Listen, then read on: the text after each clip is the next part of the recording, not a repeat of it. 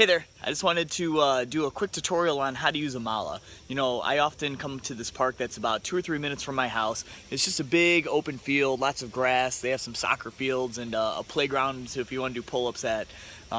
It's just a really nice open field for me that I normally walk barefoot, and I use it as a time to kind of reflect and maybe clear my head, listen to podcasts, but really just be alone and meditate on whatever I want. So for me, I love being outdoors, and now that it's summer, it's a perfect time to. But you definitely don't have to be outdoors to do this. There's times when I meditate and use my mala where I'm inside, maybe in my dark, dank basement or living room. Doesn't matter where. But I've used a mala before just because I think it's a really great tool. There are times when I have trouble just clearing my head, and in all honesty, meditation can be pretty tough. But I found that using a mala, just the prayer beads, it tended to help. So here we go. I've been taught how to use it by a few different people. What culture they're from or how they were taught, it does vary a little bit, but here's a real easy way. And I'm not going to say there's anything spiritual about it if you do it this way or if you don't do it this way. This is simply just going to be a tool to help us focus our mind. And if you have a mantra in mind, repeating it either out loud or in your head, both work great.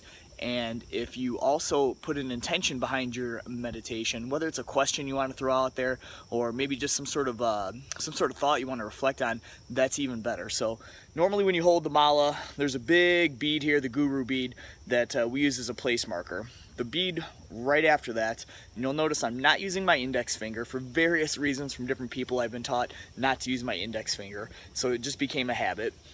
Start with your thumb as the mala is draped over. The guru bead is here, closest to you, and then the bead next to it you're going to use. And as you go through, you repeat your mantra.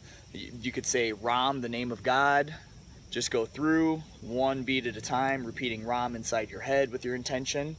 Or you could say it out loud, and you just keep going through. Now you'll notice, depending on the mala, there are some beads in between that are a different color, or maybe they're made of something different. Normally you don't count those. Those are just a place marker to help you. And then pretend I went all the way through and I got to the other side.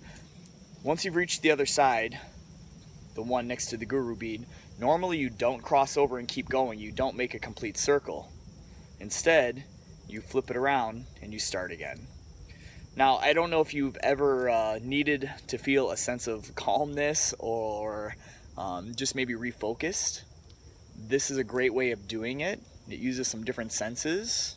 It is a little bit of a sensory tool as well because we're using our fingers and our mind together. But simply getting in the habit of doing this, repeating a mantra, or just doing this to calm yourself down, I found has been a huge benefit to me. So again, pretend I got all the way to the very end, right next to the guru bead. And then instead of touching the guru bead, you simply flip it around and you begin again.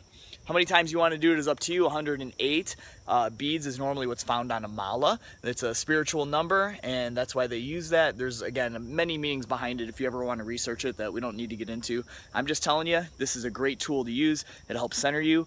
You can wear it on you all the time as it serves a reminder to you of being present moment, not trying to think of the future, which normally creates anxiety, and also not thinking of the past and feeling any type of guilt, because that does cause depression. So being here, being in the moment, being now is the best thing you can do. So hope this helps. Please give me feedback, and if you need anything, let me know.